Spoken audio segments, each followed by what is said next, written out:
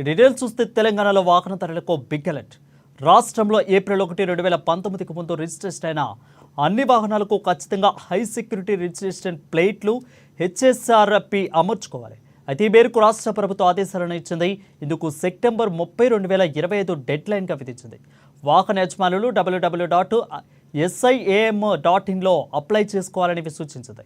ఇక పాత వాహనాలకు హై సెక్యూరిటీ రిజిస్ట్రేషన్ ప్లేట్లు తప్పనిసరి చేస్తూ రవాణా శాఖ నిర్ణయం తీసుకుంది. ఈ మేరకు గెజిట్ నోటిఫికేషన్ విడుదల చేసింది. హై సెక్యూరిటీ రిజిస్ట్రేషన్ ప్లేట్ల ధరలను కూడా ఖరారు చేసింది రవాణా శాఖ. వాహన రకాన్ని బట్టి కనిష్టంగా ₹320 నుంచి గరిష్టంగా ₹800గా ఛార్జీలను నిర్ణయించింది రవాణా శాఖ.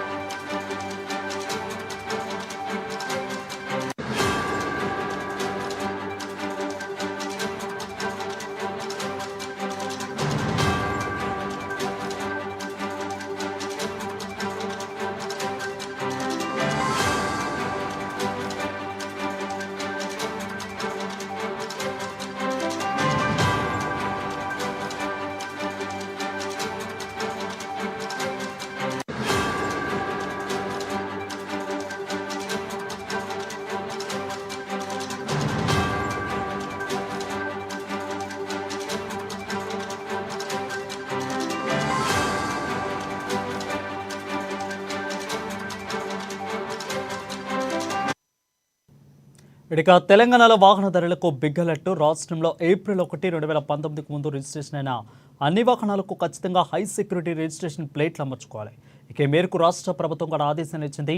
ఇందుకు డెడ్ లైన్గా సెప్టెంబర్ 30, 2025గా విధించింది. దీనిపై మరింత సమాచారం మా ప్రతినిధి హరీష్ లైవ్ అందిస్తారు. హరీష్, చెప్పండి, సెప్టెంబర్ 30, 2025 వరకు అయితే డెడ్ లైన్ విధించింది.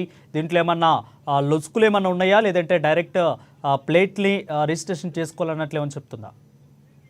రైట్ వరుణ్, రాష్ట్ర ప్రభుత్వానికి సంబంధించి కూడా ఒక కీలక నిర్ణయాన్ని తీసుకుంది రవాణా శాఖకు సంబంధించి. అంటే ఇప్పటికే హెచ్ఎస్ఆర్పి హై సెక్యూరిటీ నెంబర్ ప్లేట్కు సంబంధించి కూడా అమర్చుకోవాలి.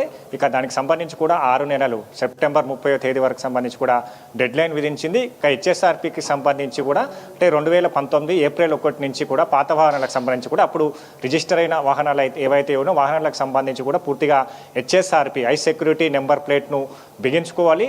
దానికి సంబంధించి కూడా సెప్టెంబర్ 30వ తేదీకి సంబంధించి కూడా గడువిచ్చింది. ఇక ఎట్టి పరిస్థితుల్లో కూడా వాహనదారులందరూ కూడా హెచ్ఎస్ఆర్పీకి సంబంధించిన నెంబర్ ప్లేట్లను బిగించుకోవాలి. లేని పక్షంలో కూడా కఠిన చర్యలు తీసుకుంటాం. బండి సీజ్తో పాటుగా దీంట్లో కేసులు కూడా నమోదు చేస్తామని కూడా ఒకవైపు రవాణా శాఖ హెచ్చరించింది. ఇక దీనికి సంబంధించి కూడా సుప్రీంకోర్టు గైడ్ లైన్స్ కావచ్చు, కేంద్ర రవాణా శాఖకు సంబంధించి కూడా స్పష్టమైన ఆదేశాలు ఇచ్చింది. ఆ జీవో ప్రకారం ఇప్పుడు రాష్ట్ర ప్రభుత్వానికి సంబంధించిన రవాణా శాఖకు సంబంధించి కూడా సంబంధించిన ఆదేశాలు కూడా జారీ చేసింది. ఇక దీనికి సంబంధించి కూడా నోటిఫికేషన్ కూడా ఇష్యూ చేసిన నేపథ్యం అయితే కనిపిస్తుంది. ఇక సిఎస్ వికాస్ రాజుకు సంబంధించి కూడా దీనిపైన ఈ రవాణా శాఖ కొత్తగా తీసుకొచ్చిన హెచ్ఎస్ఆర్పీకి సంబంధించిన నెంబర్ ప్లేట్ల సంబంధించిన అంశాన్ని కూడా ఆయన ఏదైతే విడుదల చేసిన ఆదేశాలను కూడా విడుదల చేసిన నేపథ్యం అయితే కనిపిస్తుంది.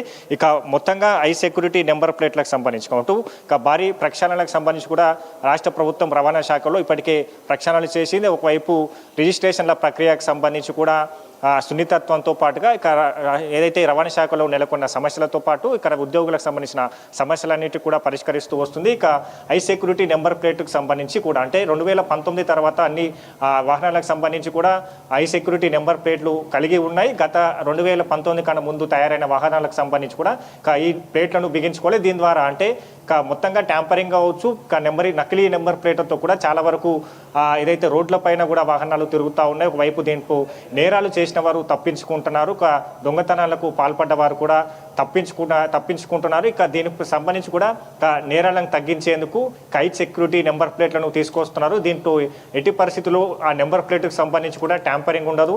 ఇక సంబంధించిన నకిలీ నెంబర్ ప్లేట్లను బిగించుకునే అవకాశం ఉండదు.